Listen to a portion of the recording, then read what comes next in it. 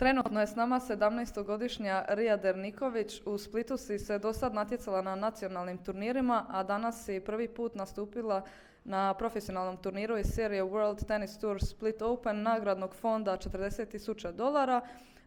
Obzirom da si igrala protiv domaće predstavnice Ive Primorac, reci nam koja je razlika između nacionalnih turnira Hrvatskog teniskog saveza i profesionalnih turnira? Pa, puno je jača konkurencija, cure imaju puno više iskustva. A kad sam vidjela Ždrijev da igram protiv Ive, jedna druga smo poslali poruku, jel moguće, mogli smo i u Zagrebu odigrati meč, ali nema veze. Evo, Iva i ti ste dobili pozivnicu HTS-a za glavni turnir. Planiraš li igrati još turnira iz serije Croatia Professional Tennis Tournaments? Da, planiram ići u Osijek i onda igrati doma na domaćem terenu u Zagrebu. Odlično.